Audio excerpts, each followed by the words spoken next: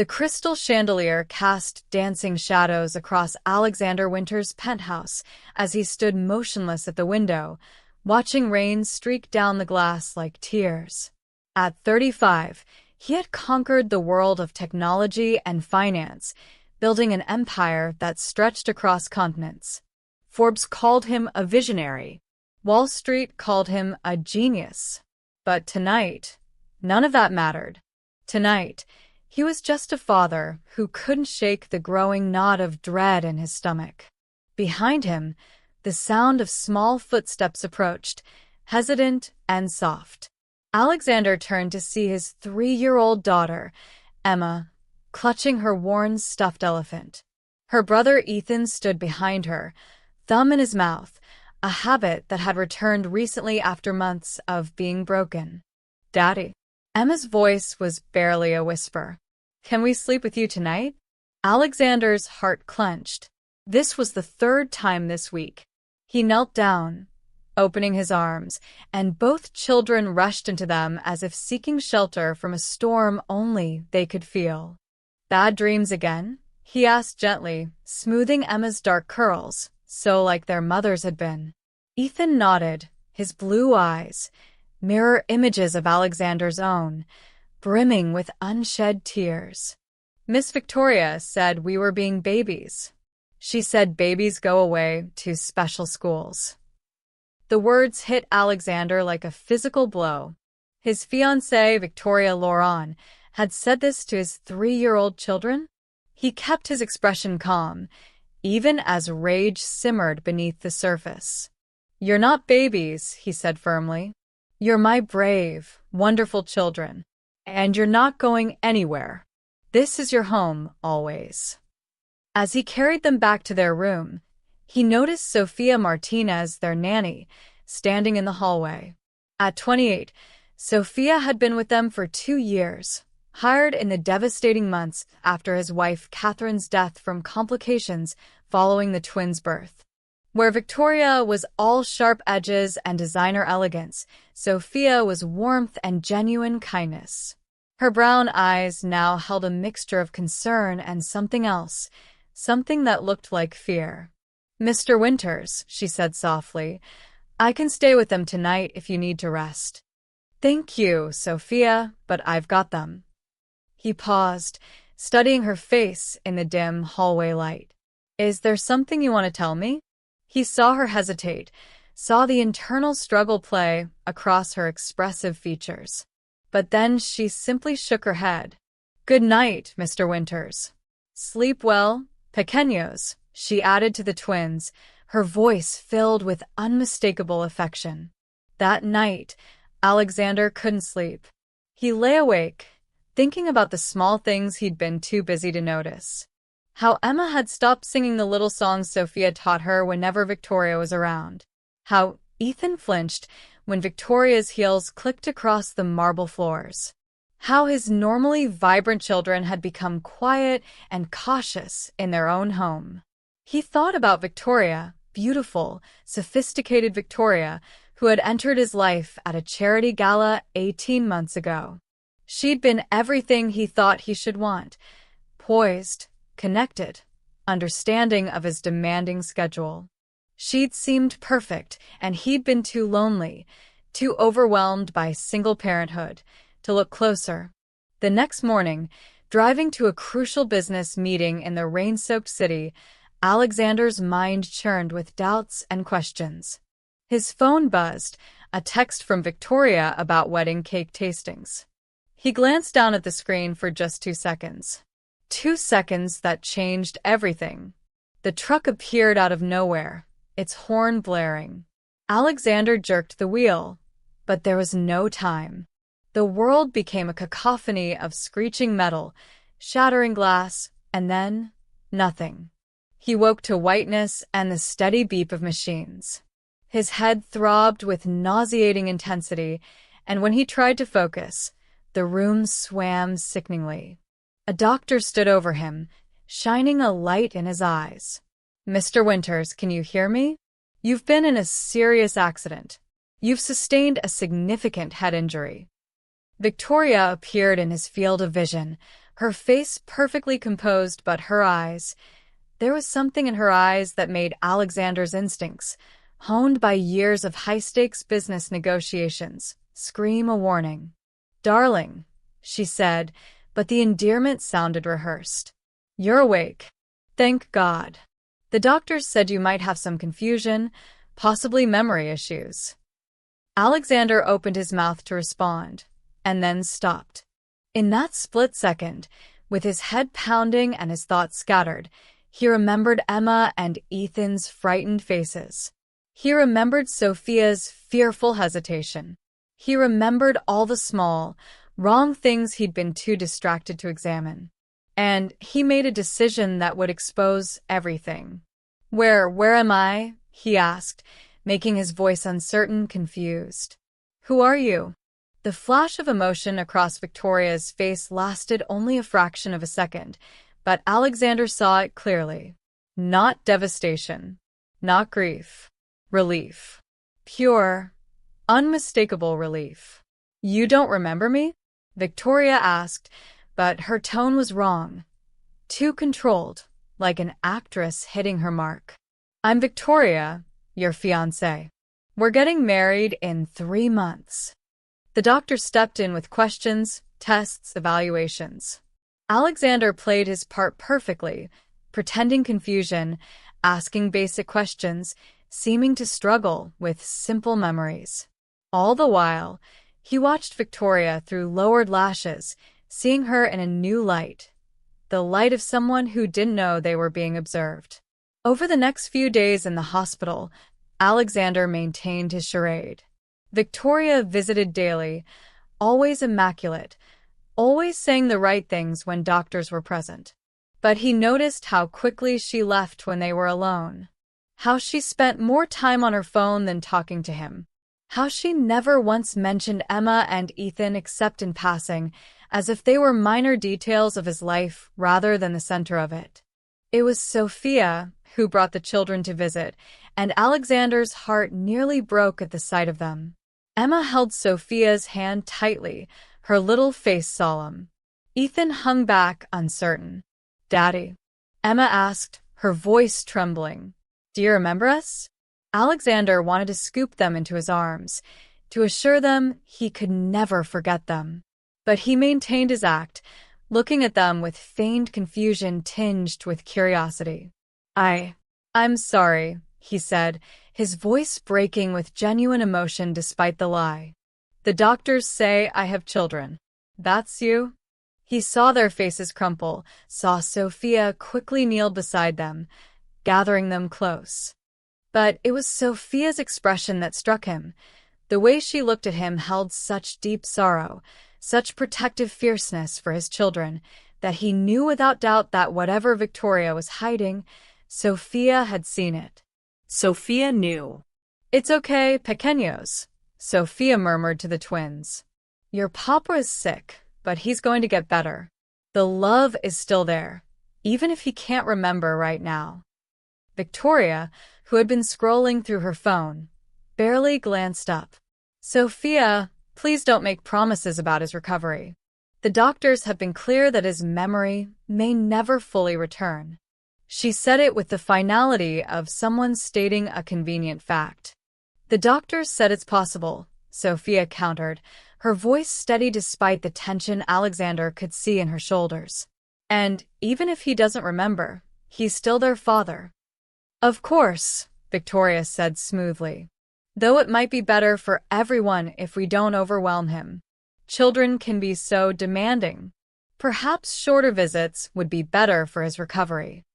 Alexander saw Sophia's jaw tighten, saw her pull Emma and Ethan closer as if shielding them, and he saw his children's faces, confused, hurt, seeking comfort from their nanny rather than from the woman who was supposed to become their stepmother. That night, alone in his hospital room, Alexander stared at the ceiling and planned. He would return home, still playing the part of a man lost in the fog of amnesia. He would watch, listen, and learn the truth about what was happening in his house, to his children. He didn't know what he would find, but every instinct told him that something was very, very wrong. And he intended to discover exactly what Victoria Lauron was hiding before she could do whatever she had planned. The game had begun, and this time, Alexander wouldn't be too blind to see the truth. The mansion felt like a stranger's home when Alexander returned, which was fitting since he was supposed to be a stranger to his own life. The sprawling estate in the Hamptons, with its ocean views and pristine gardens, had always been a sanctuary. Now, seeing it through the lens of his deception, it felt like a stage set, beautiful but hollow. Victoria had taken control with remarkable efficiency during his hospital stay. She'd moved into the master bedroom to better care for him, relegated the children to the far wing of the house so they wouldn't disturb his recovery, and established herself as the sole interpreter of his former life. "This is your office," she'd say, leading him through rooms he knew better than his own reflection. "You spent most of your time here before the accident. Work was very important to you." The implication was clear: more important than the children. It was a subtle rewriting of history, and Alexander wondered how many other lies she was weaving. But if Victoria had taken center stage, Sophia remained the quiet heart of the household. Alexander watched her carefully, seeing things he'd been too preoccupied to notice before. She wasn't just a nanny. She was a devoted guardian who treated Emma and Ethan as if they were her own. Every morning, she woke them gently with songs in Spanish, her voice soft and melodic. She knew that Emma liked her toast cut into triangles and that Ethan wouldn't eat anything green unless it was shaped like a dinosaur. She remembered that Wednesdays were library days and that both children needed extra cuddles after their afternoon naps because that's when they missed their mother most. Victoria, by contrast, viewed the children as inconvenient props in the life she was constructing. She'd smile at them when Alexander was watching, but the moment she thought he was confused or distracted, her face would shift into irritation. 3 days after returning home, Alexander witnessed his first real glimpse of the truth. He'd been sitting in the sunroom, supposedly resting, when he heard Victoria's voice from the hallway, sharp and cold. "Sophia, we need to discuss your boundaries with the children." "My boundaries?" Sophia's voice remained calm, but Alexander detected the steel underneath. "Yes." "You're becoming too attached, and they're becoming too dependent on you. It's not healthy. I'm going to be their mother soon, and they need to learn to come to me, not the help." Alexander heard the rustle of movement. Imagine Sophia drawing herself up taller. "With respect, Miss Lauron, the children come to me because I've cared for them since they were 1 year old. They trust me." That trust isn't something that can be transferred just because you're marrying Mr. Winters. "Everything about this household will change when I'm Mrs. Winters," Victoria said, her voice dropping to a menacing whisper. "Including your employment status. So, I suggest you remember your place." Sophia's response was quiet but unwavering. "My place is with Emma and Ethan, protecting them and loving them. That's the promise I made to their mother, and it's a promise I intend to keep." Alexander heard Victoria's sharp intake of breath, the click of her heels as she walked away. A moment later, Sophia appeared in the doorway of the sunroom. She didn't know he'd heard everything, but she looked shaken. "Mr. Winters," she said, composing herself quickly. "Can I bring you some tea?" "Please," he replied, studying her face. "And Sophia? Will you sit with me for a moment?" She hesitated. Such requests were outside the normal boundaries of employer and employee. But something in his expression made her nod and take a seat across from him. "Tell me about the children," Alexander said carefully. "Since I can't remember them, help me understand who they are." Sophia's entire demeanor softened. "Emma is bright like sunshine," she began, her eyes distant with affection. "She notices everything, if you're sad, if you're tired, if you need a hug. She loves to draw, and she makes up songs about everything. Her favorite color changes every day, but right now it's purple because that was her mother's favorite. And Ethan? Ethan is gentle and thoughtful. He likes to build things, towers, castles, whole worlds with his blocks. He's quieter than Emma, but he feels things deeply. When he loves you, he shows it by sharing his favorite toy cars and sitting close enough that your shoulders touch. Sophia's voice caught. They're remarkable children, Mr. Winters. Your wife would be so proud of who they're becoming. My wife, Alexander said carefully. Tell me about her. Catherine was. Sophia paused, choosing her words carefully. She was joy personified. Even when she was sick, after the twins were born, she made everyone around her feel lighter. She loved those babies so fiercely. Her last words to me were to promise I'd watch over them, make sure they always knew how wanted they were. And are they? Alexander asked quietly. Do they feel wanted? Sophia's eyes met his, and he saw the struggle there. The desire to be honest warring with professional discretion. They know you love them, she said finally. Even if you can't remember them right now, they can feel it. Love doesn't disappear just because memory does. It wasn't an answer to his question, but it told him everything he needed to know. The children didn't feel wanted by everyone in this house. They only felt truly safe with Sophia and with him. That evening, Victoria hosted a dinner party with some of her society friends, a test run for the kind of entertaining she planned to do as Mrs. Winters. Alexander played his part, asking simple questions, seeming overwhelmed by names and faces. But he listened carefully to every conversation. Poor Alexander, one woman said, her voice carrying from the parlor. Victoria, you're a saint for staying with him. Most women would have run. I love him, Victoria said, but it sounded like a line from a script. Though I'll admit, it's been challenging. And the children are difficult. Oh, the twins. Are they here?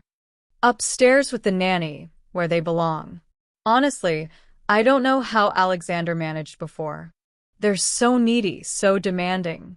The moment I marry him, they're going to a proper school. Switzerland has excellent boarding programs. Alexander's hand tightened on his glass. Another woman laughed. Boarding school for 3-year-olds? Is that even legal? It's what's best for them, Victoria said firmly. Structure, discipline, education. Alexander would want that for them. Besides, Sophia, that's the nanny, has made them completely dependent on her. It's unhealthy. Once I'm in charge, she'll be gone and the children will learn to be independent. How progressive of you, someone said, and Alexander couldn't tell if it was sincere or sarcastic. He excused himself, citing fatigue from his condition, and made his way upstairs. He found Sophia in the nursery, reading to Emma and Ethan. Both children were in their pajamas, Emma's hair still damp from her bath, Ethan clutching a stuffed lion. They looked up when he entered, their expressions a mixture of hope and uncertainty that broke his heart. I'm sorry to interrupt, Alexander said softly. I heard voices and wondered. We're reading about a brave little mouse, Emma offered tentatively. Do you want to hear? Alexander sat in the chair Victoria had declared, too informal for the master bedroom, and nodded. I'd like that very much. Sophia continued the story, her voice bringing the tale to life. Alexander watched his children's faces as they listened, saw how they unconsciously leaned towards Sophia, how Ethan's small hand rested on her arm, how Emma's head drooped against her shoulder. When the story ended, Emma looked at Alexander with those solemn dark eyes. Miss Sophia reads to us every night, she informed him. Mama used to read to us too, before she went to heaven. Miss Sophia says Mama is watching over us like a guardian angel. I'm sure she is, Alexander managed, his throat tight. Miss Victoria says we shouldn't talk about Mama, Ethan added quietly. She says it makes everyone sad. Alexander saw Sophia's jaw clench, saw her pull both children closer. Your mama loved you more than anything in the world, she told them fiercely. And it's never wrong to talk about people we love. Never.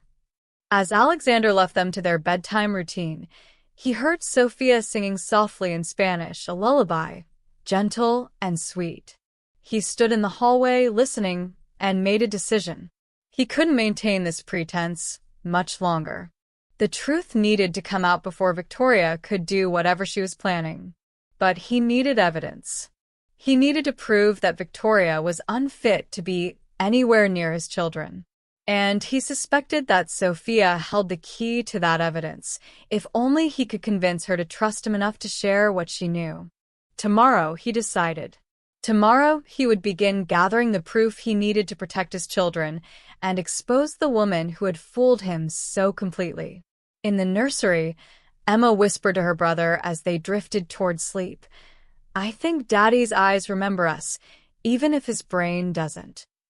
And in that, at least, she was absolutely right.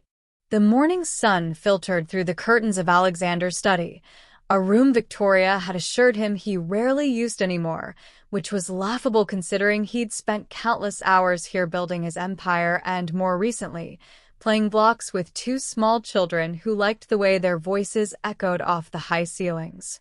Alexander had asked Sophia to join him after breakfast, ostensibly to help him understand his former routines.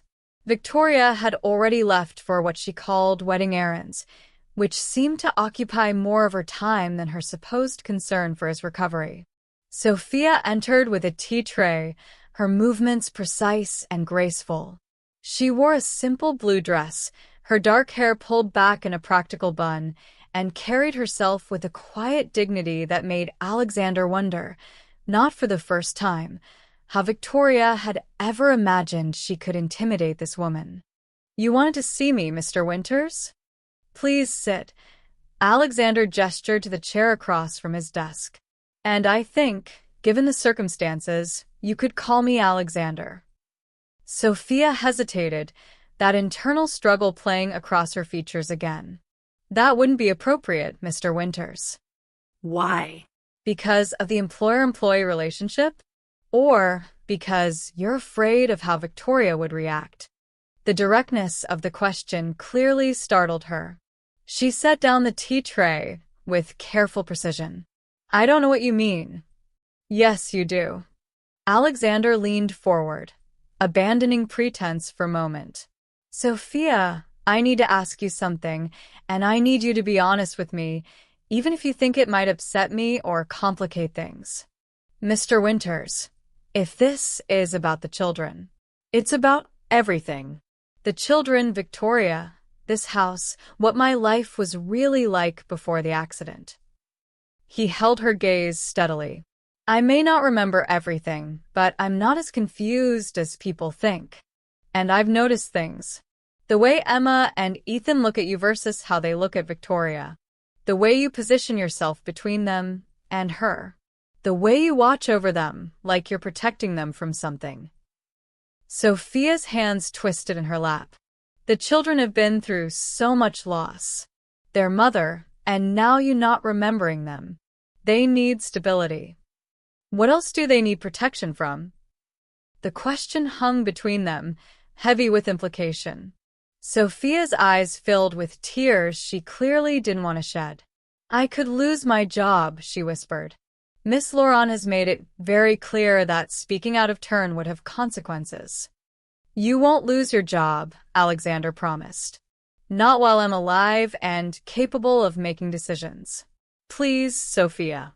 If my children are in danger, any kind of danger, I need to know." The dam broke. Sophia stood and walked to the window, her shoulders trembling. When she spoke, her voice was raw with suppressed emotion. "She hates them," Sophia said simply. "Miss Laurent hates Emma and Ethan because they remind her that Catherine existed, that you loved someone before her, that you'll always love someone before her." "Go on." "It started small. Comments about how they were too loud, too messy, too needy. Then it escalated. She began punishing them for normal child behavior, making Emma stand in the corner for singing, sending Ethan to his room for asking questions. She threw away Catherine's things, Mr. Winters. The memory boxes your wife made for the children, the journals she kept for them, the special blankets she'd embroidered with their names. All of it, thrown away like garbage. Alexander's hands clenched into fists. When, 6 months ago, I managed to save some items from the trash, hid them in the attic. But so much was already lost. Sophia turned from the window, her face streaked with tears. She's been preparing to send them away. I found brochures for boarding schools in Europe, facilities that take children as young as 2. She's been interviewing replacements for me, young women with no experience, people she could control. Why didn't you tell me? Before the accident. Sophia's laugh was bitter. I tried, Mr. Winters. 3 times I tried to speak with you privately. Each time, Miss Laurent interrupted, or you had an emergency meeting, or she'd scheduled something that couldn't be rescheduled. And when I finally sent you an email, you never responded. I never received an email from you. Miss Laurent has access to your calendars, your email. She manages your schedule. The implication was clear. Alexander's mind raced, replaying months of interactions through this new lens. How many times had Victoria redirected his attention from the children? How many important engagements had conveniently coincided with Emma's dance recitals or Ethan's playgroup performances? There's more, Sophia said, her voice barely audible. Last week, before your accident, I overheard her on the phone with someone, a lawyer, I think. She was discussing how to establish legal guardianship of the children in case something happened to you. She laughed and said it would be simpler if they were already enrolled in the Swiss facility when the paperwork went through. The room spun. Alexander gripped the edge of his desk. She was planning. I don't know what she was planning, Sophia interrupted quickly. But she wasn't planning to be their mother, Mr. Winters. She was planning to make them disappear from your life. Silence filled the study. Outside, Alexander could hear Emma and Ethan playing in the garden, their laughter drifting through the open window like music. Normal, innocent, beautiful children who should never have had to fear the adults meant to protect them. I need you to do something for me, Alexander said quietly. I need you to retrieve everything you saved, Catherine's things, any documentation of Victoria's behavior, anything that could help prove what she's been doing. Why? Mr. Winters, if you're remembering. I never forgot, Alexander interrupted, his voice hard. I've been pretending, Sophia. Since I woke up in that hospital, I've been watching, waiting to understand what was really happening in my home. And you've just confirmed my worst fears. Sophia's eyes widened. You've been this whole time. You've known the children? Every second of every day. Do you know what it's been like, watching my daughter look at me with fear because she thinks I don't remember her? Watching my son try to be brave when he's terrified? Watching them turn to you for comfort because they don't feel safe with the woman who's supposed to become their stepmother? Why the pretense? Because I needed to see the truth. Victoria is careful. She would have hidden her real nature if she thought I was watching. But with me supposedly incapacitated, confused, dependent on her interpretation of my own life, she revealed herself. Alexander stood, pacing. Now I need to prove it. Not just to myself, but legally. I need evidence that will stand up in court, that will ensure she can never come near Emma and Ethan again. Sophia was quiet for a long moment. Then she straightened her shoulders, and Alexander saw the steel spine that had kept his children safe all these months. The items from Catherine are in the attic, in a box marked Winter Decorations, 3rd row from the back. I have a journal where I've documented every incident with Miss Laurent, dates, times, what was said, what was done. I have text messages where she's asked me to discipline the children in ways that made me uncomfortable. I have the brochures for the boarding schools, the business cards of the women she interviewed to replace me. She met his eyes squarely. I have everything you need, Mr. Winters. I've been keeping records since the first time I saw her make Emma cry. Why? Alexander asked softly. Why risk your job, your security, everything? Sophia's answer was simple and profound. Because I promised Catherine. Because I love those children. And because someone has to stand between them and the people who would harm them. At that moment, the study door burst open. Emma and Ethan rushed in, grass-stained and breathless, Sophia's assistant Maria trailing behind them apologetically. Daddy. Daddy, we found a ladybug, Emma exclaimed, then caught herself, her excitement dimming. Oh. I forgot you don't. Come here, Alexander said, opening his arms. Both children approached cautiously. I want to see this ladybug. Ethan carefully opened his cupped hands, revealing a tiny red beetle with black spots. She has 7 spots. That means she's 7 years lucky. Is that so? Alexander asked, his voice thick with emotion. Miss Sophia told us, Emma confirmed. She knows everything about bugs and stars and songs and stories, and she stopped, looking uncertainly at Sophia. Are we talking too much? You're perfect, Sophia assured them. Both of you, exactly as you are. Alexander looked at this woman, this remarkable, brave, selfless woman who had protected his children when he'd been too blind to see they needed protecting. And he made another decision, one that would wait for the right time, but felt as certain as sunrise. Sophia, he said quietly, will you help me? Not just with the evidence, but with everything that comes after? This is going to get difficult, possibly ugly. Victoria won't surrender without a fight. I'm not afraid of her, Sophia said, and Alexander believed her completely. I'm afraid of what happens to Emma and Ethan if we fail. We won't fail, Alexander promised. I won't let that happen. That afternoon, while Victoria was out and the children napped, Alexander and Sophia retrieved the hidden boxes from the attic.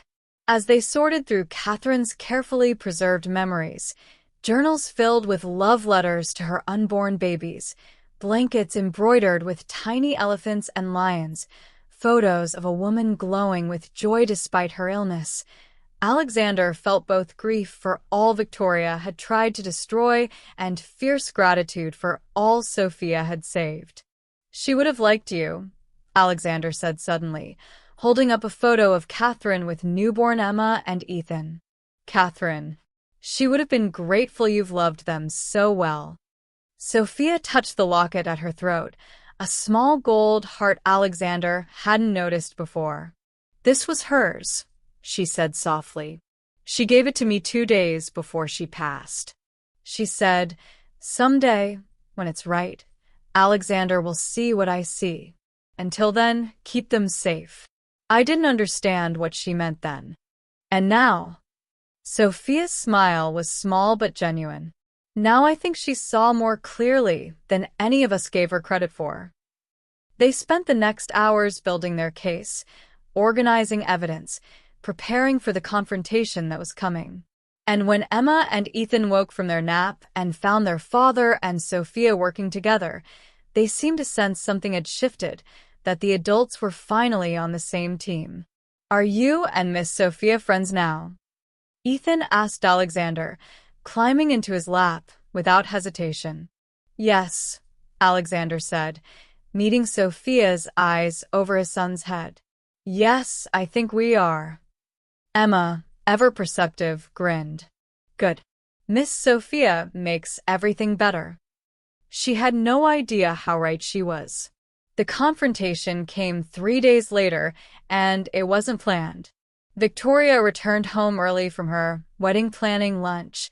Alexander suspected it had more to do with checking up on his condition than actual planning, and found him in the playroom with Emma, Ethan, and Sophia. They were building a castle from blocks, all four of them on the floor, and Alexander was explaining architectural principles to two 3-year-olds who understood nothing and loved every minute of it. His memory loss act had grown thin over the past days. He'd stopped pretending quite so hard, allowing his natural rapport with his children to show through. Victoria stood in the doorway, her designer heels clicking against the hardwood, and the room's energy shifted instantly. Emma moved closer to Sophia. Ethan's hand found his father's arm. "Well?" Victoria said, her voice sharp as cut glass. "How domestic." "Alexander, shouldn't you be resting? Dr. Morrison said you needed quiet for your recovery." "I'm fine," Alexander replied, not standing, not breaking away from the children. "Actually, I'm better than I've been in months." Something in his tone made Victoria's eyes narrow. "Sophia, I thought I asked you to keep the children in the nursery wing during the day." Mr. Winters needs his children," Sophia interrupted, her voice calm but firm. "And they need him. That's not for you to decide. You're the nanny, not the parent." "And you're not the parent either," Alexander said quietly, finally standing. "Emma, Ethan, why don't you go with Sophia to the kitchen for a snack? I need to speak with Miss Victoria privately." The children didn't argue. They'd learned to recognize adult tension and how to escape it. Sophia gathered them quickly, but not before Emma whispered, "Don't let her make you forget us again, Daddy." When they were alone, Victoria's mask slipped. "What's going on, Alexander? You sound different. More focused." "Funny thing about head injuries," Alexander said, moving to close the playroom door. "Sometimes the fog lifts. Sometimes you start remembering things. And sometimes you realize you never actually forgot it all." Victoria went very still. "What are you talking about?" "I'm talking about the fact that I've been conscious and aware since the moment I woke up in that hospital. I'm talking about the fact that I've spent the last 2 weeks watching you, listening to you, learning exactly who you really are." He pulled out his phone, opening a recording app. "I'm talking about the fact that every conversation, every unguarded moment, every truth you thought I was too confused to understand, I heard all of it." The color drained from Victoria's face. You're confused. The accident gave me clarity." Alexander cut her off. "It gave me time to stop, to watch, to see what I'd been too busy or too willfully blind to notice before." "You don't love me, Victoria. You love my money, my status, my connections. And you don't just not love my children. You actively want them gone." "That's ridiculous." "Is it?" Alexander pulled out the folder Sophia had prepared, the one they'd been building for days. "These are brochures for boarding schools in Switzerland that accept children as young as 2. They're addressed to you, with notes in your handwriting. Year-round enrollment, you wrote. Limited family visitation." He spread more papers on the table. "These are emails to lawyers about establishing emergency guardianship. This is a text message to someone named Richard where you literally wrote, 'Once the children are enrolled and the amnesia is permanent, everything will be simpler.'" Victoria's face hardened. "You had no right to go through my private communications." "I had every right to protect my children. And here's the interesting part, Victoria. I never gave you access to my email accounts or my legal files. So, how exactly did you get into them?" Silence. Victoria's jaw worked, but no words came out. "Let me guess," Alexander continued. "You thought a man with amnesia would be easily manipulated. You thought you could rewrite history, make me believe I'd wanted the children sent away, that I'd wanted a life without them. And once that was established, once they were conveniently tucked away in Europe, you could be the devoted wife who'd sacrificed so much to care for her impaired husband." "You're paranoid," Victoria spat. "This accident has made you unstable. Maybe the doctors need to reevaluate your competence. I've already been evaluated 3 times by 3 different specialists. Sophia helped me contact privately. All confirmed I'm of sound mind and capable of making my own decisions. Alexander stepped closer. You gambled everything on me being incapacitated, Victoria. And you lost. Victoria's composure cracked completely. Those children ruined everything. Catherine was supposed to die quietly, grief-stricken and alone, and you were supposed to move on. But no, she had to have those babies first, had to make sure they'd always be there, tying you to her memory. Every time you look at them, you see her. You're right, Alexander said quietly. I do see her, and I'm grateful for it every single day. They're obstacles, Victoria hissed. They make you weak, sentimental. Without them, you could focus on building something real, something that matters. They are what matters. They're the only thing that truly matters. Victoria laughed, a harsh, brittle sound. Then you're a fool. I could have made you a king, Alexander. We could have built an empire that made your tech companies look like child's play. The connections my family has, the doors we could have opened. All worthless, Alexander interrupted, if I lose my children in the process. Fine. Victoria grabbed her purse, her hands shaking with rage. Keep your precious children. Drown in diapers and tantrums and endless mediocrity. But don't think this is over. My family has lawyers who will tear you apart, will prove you're unstable, unfit. Those children will end up in foster care before I let you just walk away from me. Actually, said a new voice from the doorway, that's not going to happen. Marcus Webb, Alexander's longtime attorney, stepped into the room, followed by a woman in a dark suit. Mr. Winters asked me to be present for this conversation, Marcus explained. And this is Detective Sarah Chen from the District Attorney's Office. She's been very interested in your attempts to fraudulently access Mr. Winters' financial accounts and your communications regarding the unauthorized placement of minor children in foreign facilities. Victoria's face went white. This is entrapment. This is documentation, Detective Chen corrected. Mr. Winters has provided extensive evidence of your activities, including recorded conversations and digital communications. While we appreciate your cooperation, we're going to need you to come with us to answer some questions. The next hour was a blur of legal procedures, shouted accusations, and threatened lawsuits.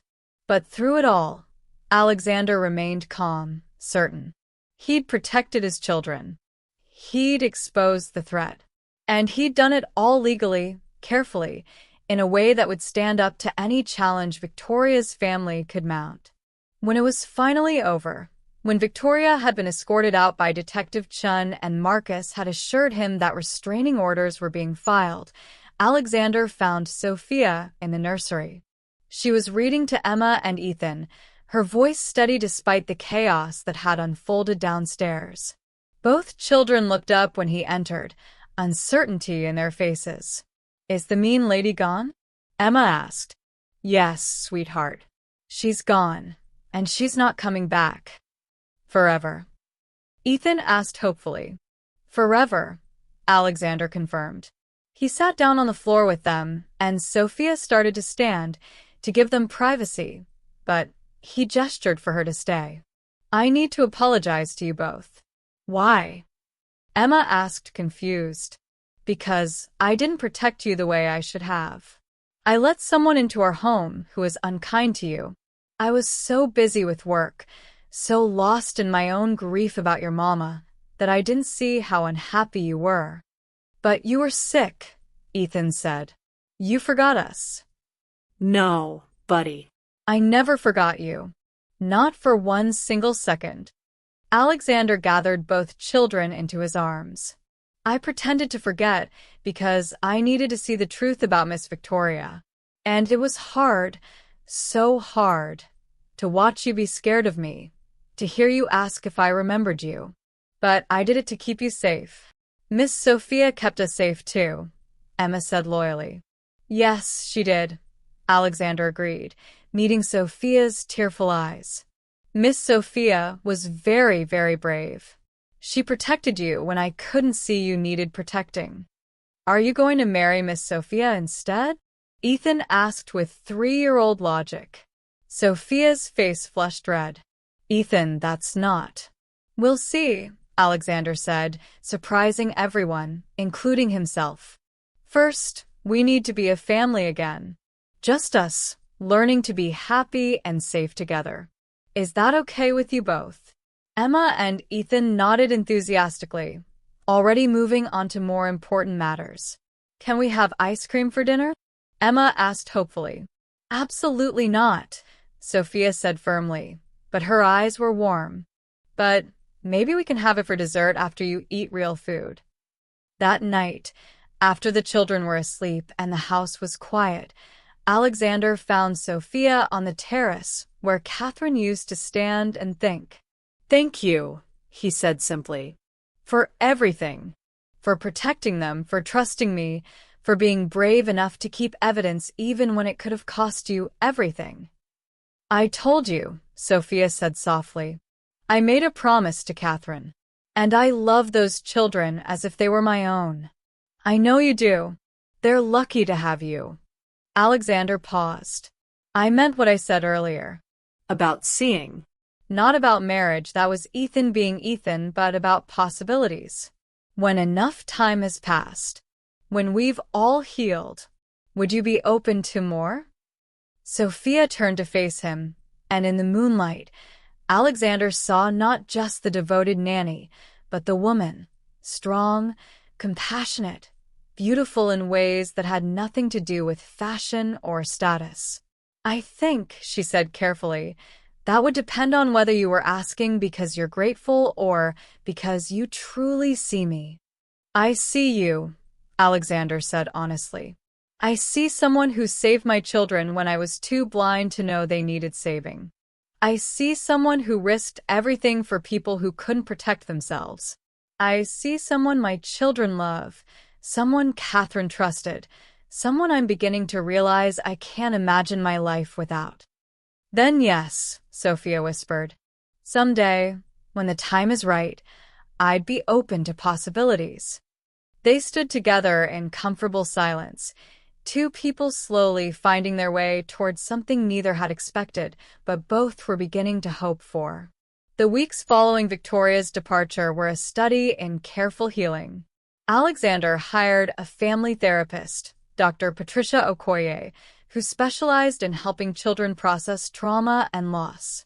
The sessions were sometimes heartbreaking, hearing Emma describe how the mean lady said she talked too much, or Ethan confess that he'd stopped asking for his daddy because Miss Victoria said I was being a baby. But slowly, day by day, the children began to blossom again. Emma's songs returned, tentative at first, then growing bolder. Ethan started asking questions again, his curious mind no longer afraid to seek answers. And both children began to relax around Alexander, their trust rebuilding as they realized he truly wasn't going anywhere. Alexander restructured his entire life around being present. He brought in a team of executives to handle day-to-day operations, freeing himself to actually be a father. Breakfast became sacred. No phones, no emails, just pancakes and conversation and small fingers sticky, with syrup reaching for his hand. He attended every playgroup session, every toddler music class, every park playdate. And always, Sophia was there beside him. Not as an employee now, but as a partner in the complex work of raising two children who'd been through too much too young. The change in their relationship was gradual but unmistakable. It started with small things. Alexander's hand on Sophia's back as she reached for something on a high shelf. Sophia's gentle correction when Alexander tried to put Emma's shirt on backward. Shared glances over the children's heads that held understanding, warmth, and something deeper that neither was quite ready to name. Dr. Okoye noticed during one of their family sessions. She'd asked Emma to draw her family, and the little girl had carefully sketched 4 stick figures: Daddy, Emma, Ethan, and, after a moment's hesitation, Miss Sophia. "That's your family?" Dr. Okoye asked gently. Emma nodded seriously. "Miss Sophia takes care of us. She makes Daddy smile. And she doesn't go away even when things are hard." After the session, Dr. Okoye pulled Alexander and Sophia aside. "The children are processing Victoria's betrayal by redefining what family means to them. They're building a new sense of security around the constants in their life, you too." "Is that healthy?" Sophia asked, concern creasing her forehead. "I don't want them to be confused about boundaries." "I think," Dr. Okoye said carefully, "that what they need right now is less about traditional boundaries and more about consistent, loving presence. They need to know who will be there, who can be trusted. If you two are providing that, the exact labels matter less than the reliability." One evening, about 2 months after Victoria's departure, Alexander found himself watching Sophia teach the children to make tortillas in the kitchen. Flour dusted her cheek, and both Emma and Ethan were more covered in masa than the counter, but everyone was laughing. "You press like this," Sophia instructed, her hands over Ethan's smaller ones. "Firm but gentle. Too hard, and it tears. Too soft, and it doesn't shape." "Like this?" Emma asked, producing a lumpy circle that was more abstract art than tortilla. "Perfect," Sophia said warmly. "Exactly right." Alexander's phone buzzed, his assistant asking about a merger that required his attention. A year ago, he would have immediately stepped away, handled the crisis, let work take precedence. Now, he silenced the phone and joined his family at the counter. "Can I try?" he asked. Emma giggled. "Daddy, you're a businessman. You don't know how to make tortillas." "Then I should learn," Alexander said, accepting the ball of masa Sophia handed him. What kind of father doesn't know how to make his children's favorite food? "Your father," Sophia said softly, a slight edge to her voice. Alexander had learned that her own father had been absent, more interested in his own pursuits than his daughter's life. "Well, I'm not him," Alexander said firmly. "I'm here. I'm learning. And I'm not going anywhere." The tortilla he produced was misshapen and thick, but Emma and Ethan cheered anyway. And when Sophia's hand brushed his, as she showed him the proper technique, neither pulled away. That night, after the children were asleep, Alexander knocked on Sophia's door. The suite in the East Wing that had been the nanny's quarters, but now felt like an inadequate description of who she was to this family. "Come in," she called, and he found her curled in the window seat with a book. "I wanted to ask you something," Alexander said, suddenly nervous in a way he hadn't been since he was a teenager. "The children are healing. Dr. Okoye says they're making remarkable progress. And I think I'm healing too." "That's wonderful," Sophia said, closing her book. "The thing is, I'm realizing that part of my healing, part of feeling whole again, involves you. Not just as the person caring for my children, but as someone I look forward to seeing every morning. Someone whose opinion I value. Someone who makes me want to be better." Sophia's breath caught. "Alexander, I know it's complicated. I know there are power dynamics and professional considerations, and a dozen reasons this is inadvisable." He sat down across from her. "But I also know that when Emma drew her family, she included you. And when I imagine my future, you're in it. Not as an employee or even just as a friend, but as more." "I imagine that too," Sophia admitted quietly. "But Alexander, I need you to be sure. I can't be a replacement for Catherine. I can't be someone you chose because I was convenient or because the children love me." "You're nothing like Catherine," Alexander said honestly. "You're yourself, strong and brave and gentle in ways that are uniquely yours. And yes, Part of what draws me to you is how you love Emma and Ethan. But it's more than that. It's how you challenge me when I'm wrong. How you sing off-key when you're cooking.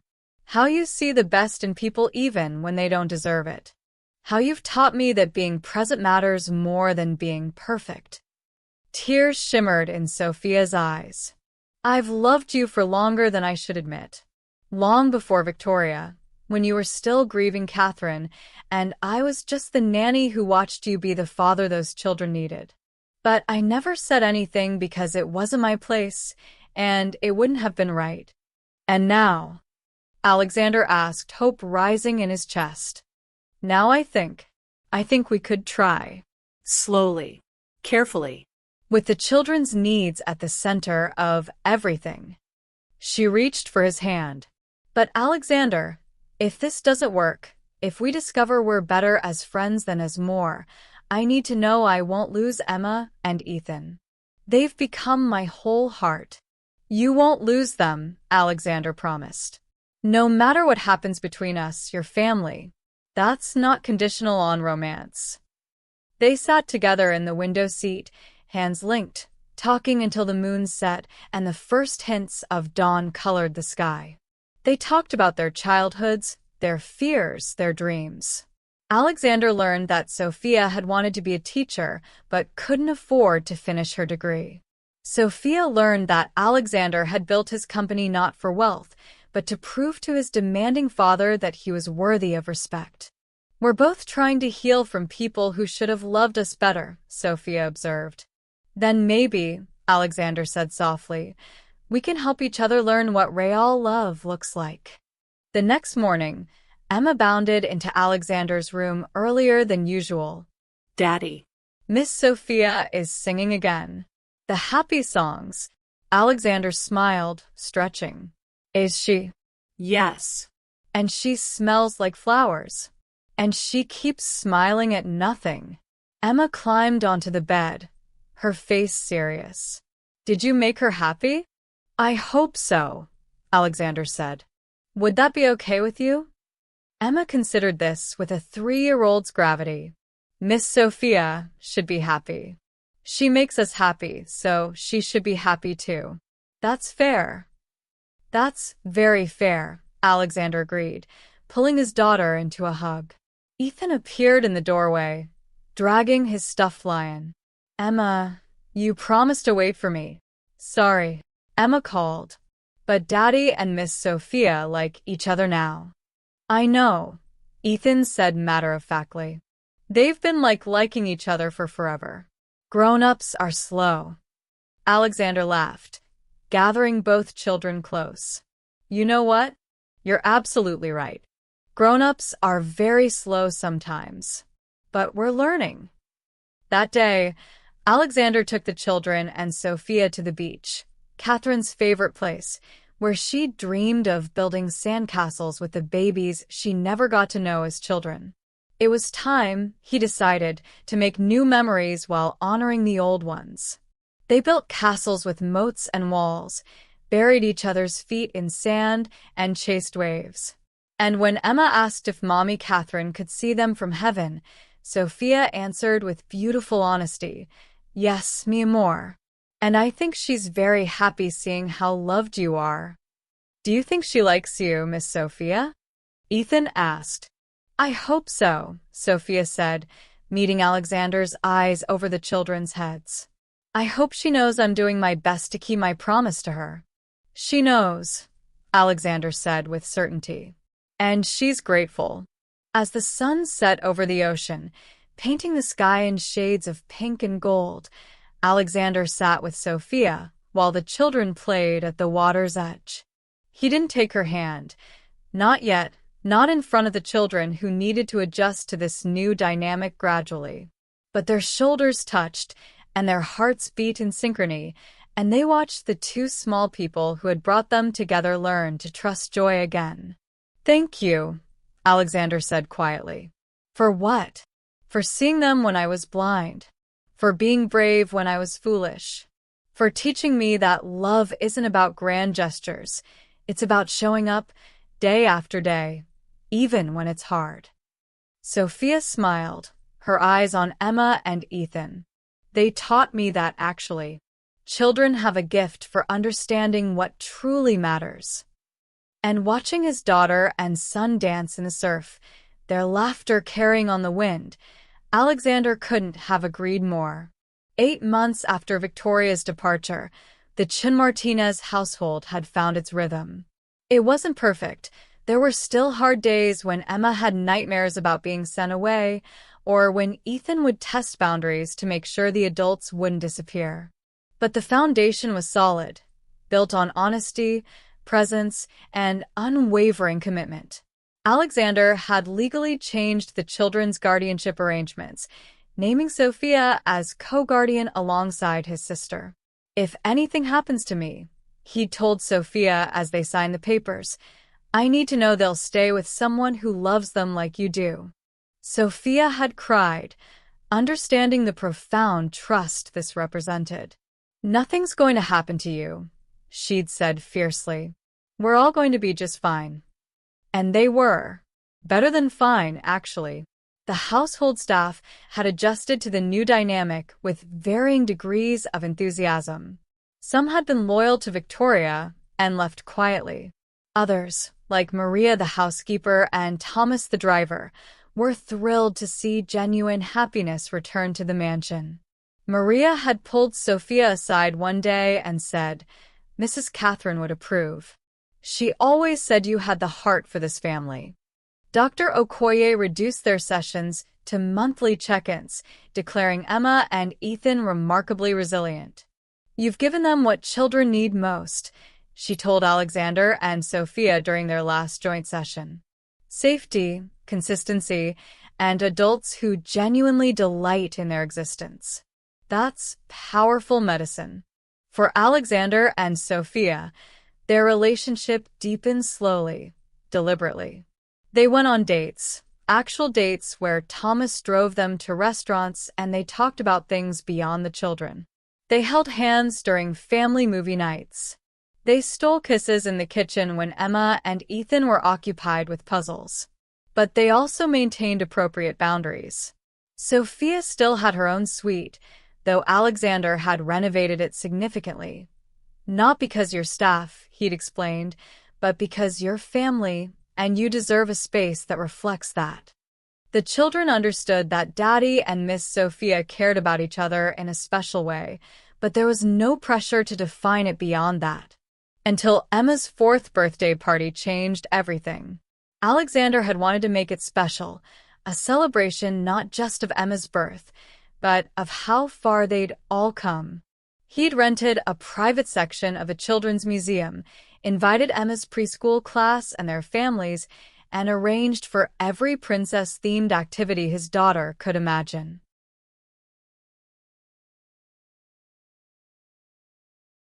Sophia had spent weeks planning with him, her organizational skills and his resources creating magic. But on the morning of the party, she'd woken feeling ill.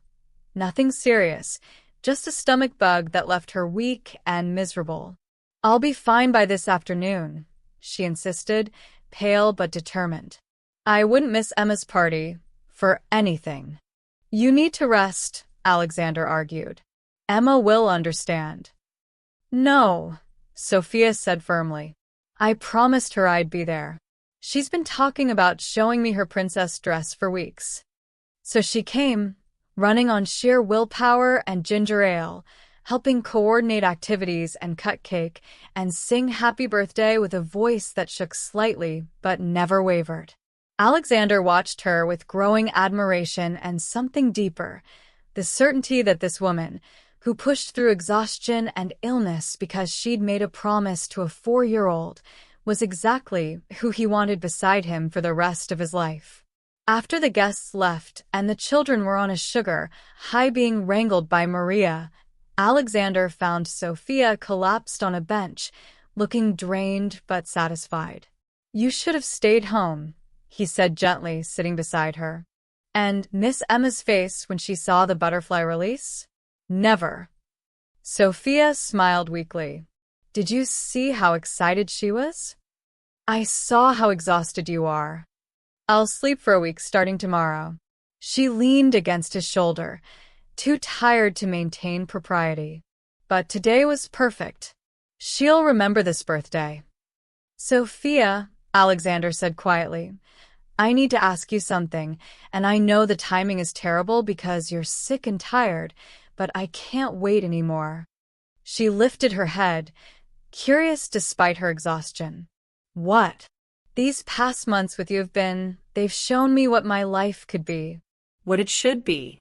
You've helped me heal, helped the children heal, helped us become a real family again.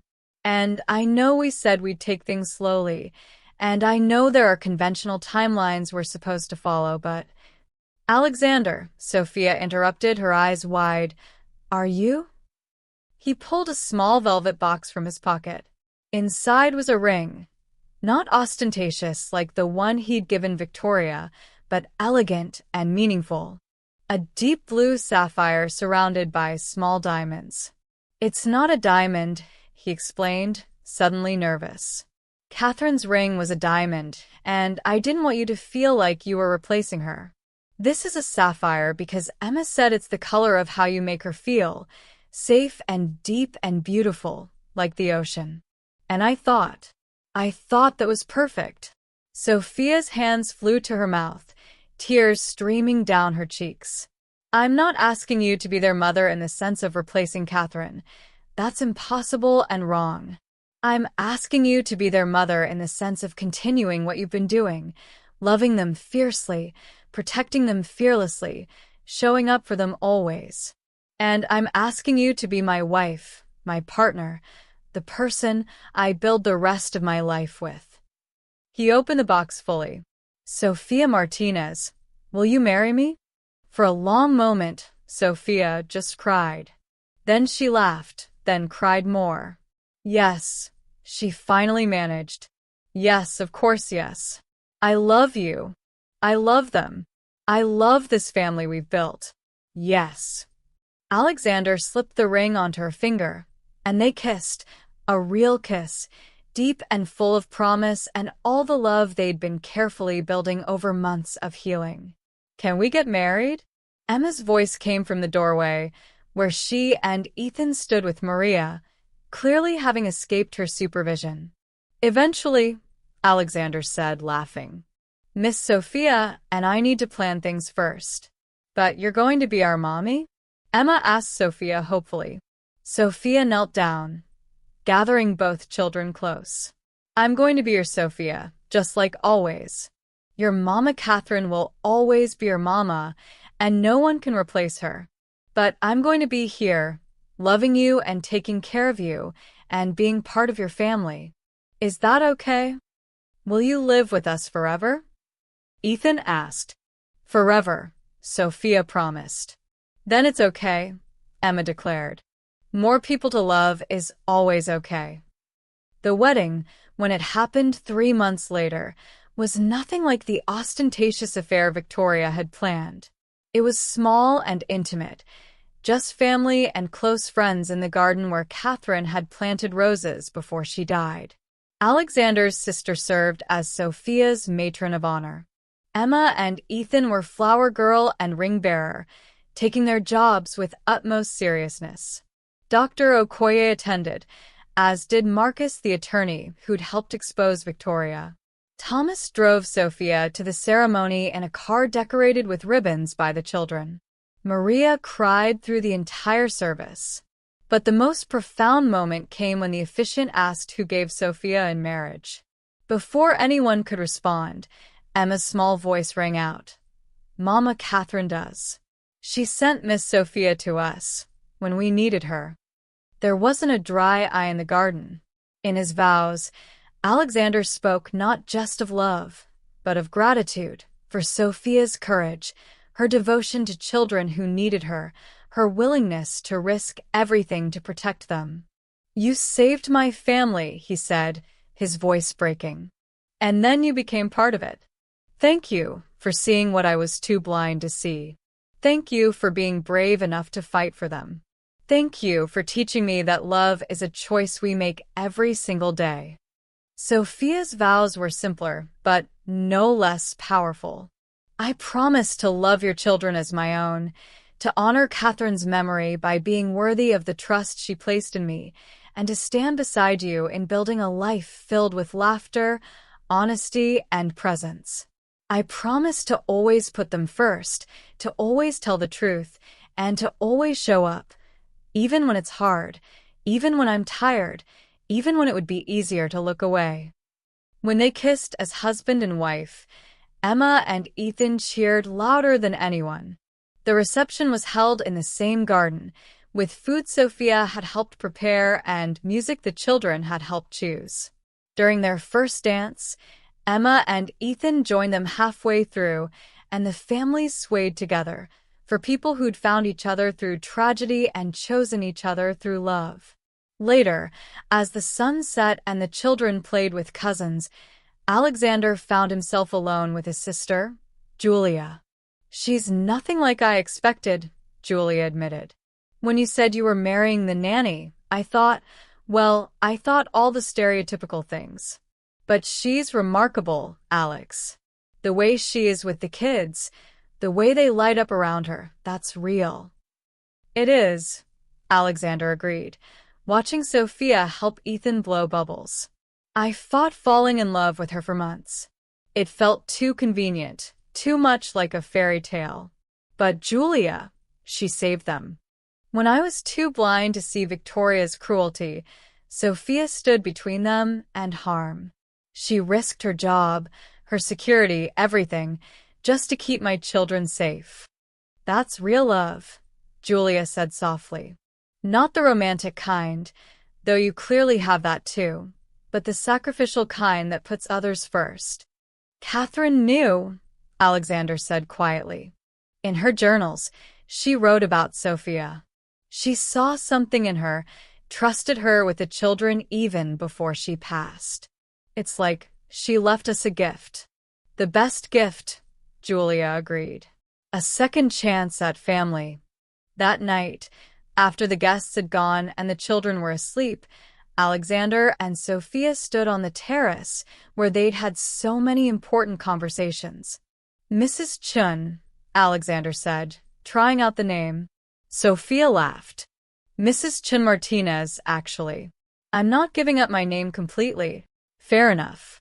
Mrs. Chun Martinez, how does it feel to be married to a formerly blind billionaire who pretended to lose his memory?" "Strange. Wonderful. Terrifying. Perfect." She leaned into his embrace. "How does it feel to be married to a former nanny who saved your children?"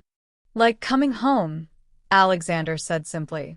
"Like finding something I didn't know I'd been searching for." They stood together in comfortable silence, two people who'd been brought together by tragedy and trauma, who'd found healing in caring for two small humans who needed them both. "Thank you," Sophia said quietly. "For what?" "For pretending. For being brave enough to look foolish if it meant uncovering the truth. For protecting them even when it meant breaking your own heart to watch them fear you."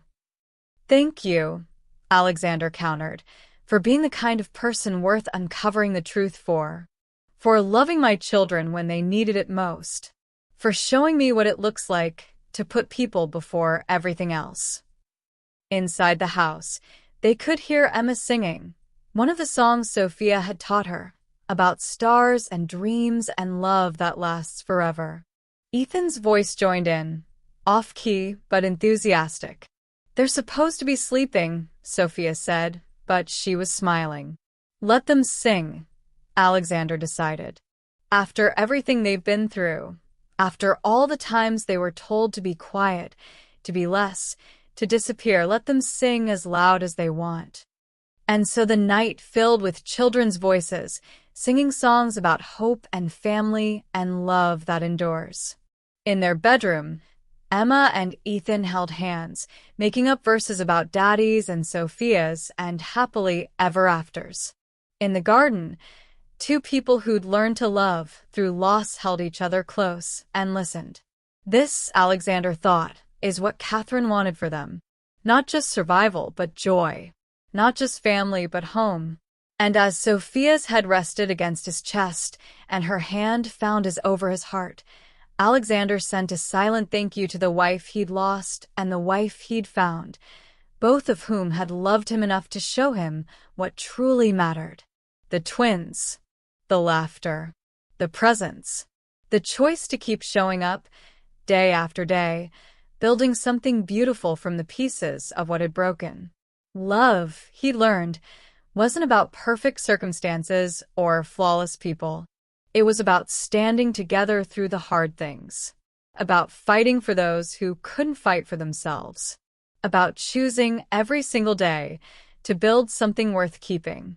And this family, this moment, this life, was worth everything. The end. A story about the courage to see truth, the strength to protect innocence, and the transformative power of love that puts others first.